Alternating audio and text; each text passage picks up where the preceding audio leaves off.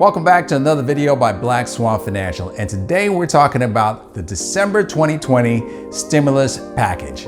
In this video, I'm going to walk you through the 5,500 page bill, what's in the bill, who qualifies for the $600 direct payment stimulus checks, and the new expiration date for all the benefits. Now, right off the bat, there's a lot to digest in this bill.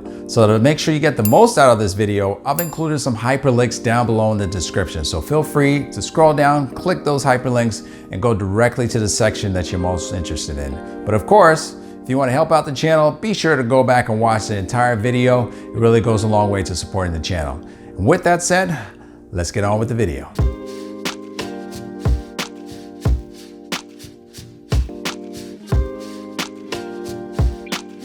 Thursday, December 24th, Congress passed a $908 billion COVID-19 relief package, along with a $1.4 trillion government spending package to keep the government funded through September of 2021. High level, the details of the package are as follows. Funding for the government was set to expire on Monday, December 28th at midnight. However, with the new government spending package, the government is now funded through September of 2021. Which brings us to the $908 billion COVID-19 relief package. Now, this is the part of the bill that many people are interested in, and it contains a number of important provisions. For example, the $600 direct payment stimulus checks. And in order to qualify for the $600 stimulus check, you need to meet the following criteria based on your 2019 adjusted gross income. For example, if you file as single, you need to make $75,000 or less in your adjusted gross income. Whereas for those that file as head of household, you need to make $112,000 or less in order to get the full $600 payment. And lastly, for those that file as married, you can make up to a total of $150,000 combined and each get $600 for a total of $1,200 in stimulus check payments. Now, you may also have noticed that if you make more than what's listed in these buckets, there is a step calculation that'll help you calculate exactly how much you're eligible to receive based on the new stimulus bill. Additional $300 in unemployment payments. Earlier this year, Congress approved an additional $600 in weekly unemployment benefits, and those ended in September of 2020. Now, this new bill doesn't bring back the $600 payments, but what it does do is provide an additional $300 on top of the regular unemployment payments, and that goes until March 14th of 2021. 11-week extension to regular unemployment benefits. In most states, regular unemployment benefits last for 26 weeks, which is the equivalent of 6 months. And back in March of 2020, the CARES Act added an additional 13 weeks on top of the regular unemployment benefits and was scheduled to end on December 31st, 2020.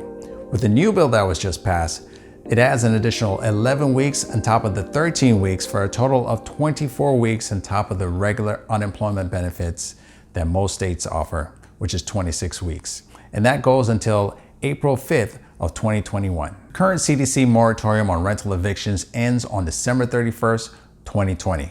But with the new bill that was just passed, it provides for an additional 1-month extension to January 31st, 2021 for those with an income of $99,000 or less, or those who are filing jointly with an income of $198,000 or less. $25 billion for state and local rental assistance programs, $15 billion for airlines, $284 billion in new money for the payroll protection program, funding for the vaccine rollout, and a payroll tax deferral payment extension through all of 2021. Now, you may recall the executive order passed by President Trump earlier this year, which deferred the Social Security payroll taxes until April 15th, 2021. And if your employer stopped withholding those payroll taxes from your paycheck, you would have to make up the back taxes by April 15th, 2021.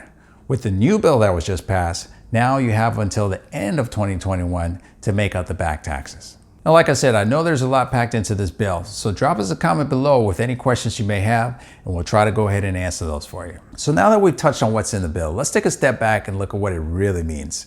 By now, you're probably aware that on Sunday, December 27th, President Trump officially signed this bill into law.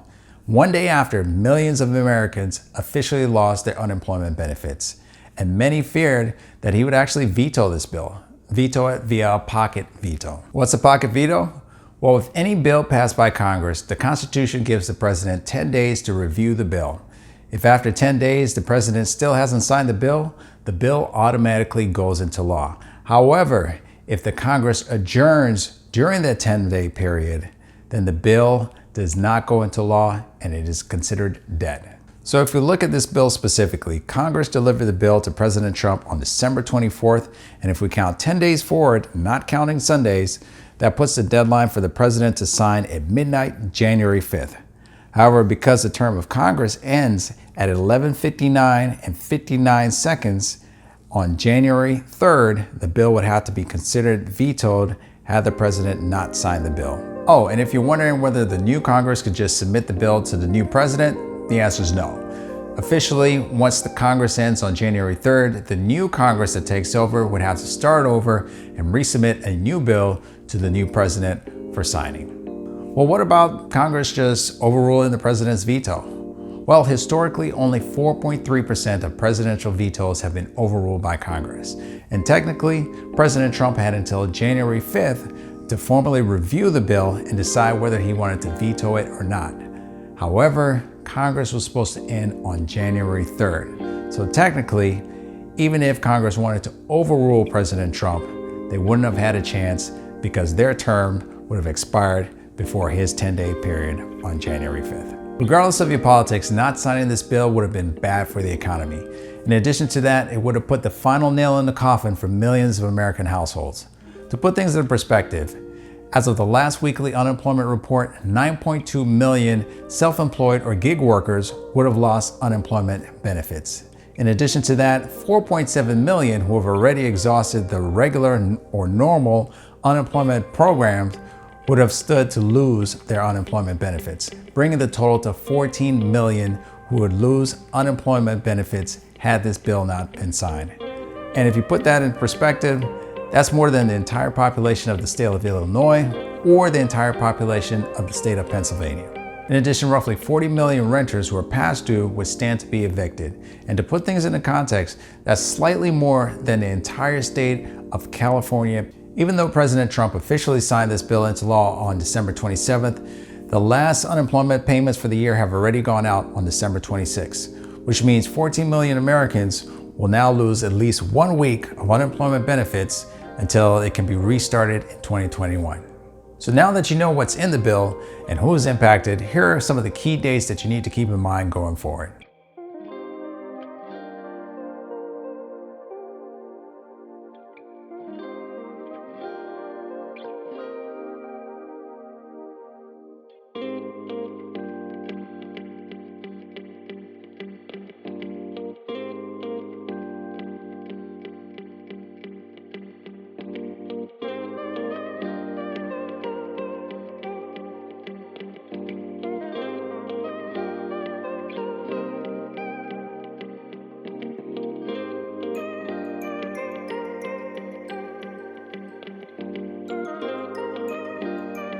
So what's next? Will Congress increase the amount of the stimulus checks to $2,000? Well, given the amount of time that's left before Congress officially ends on January 3rd and the political opposition, it seems very unlikely.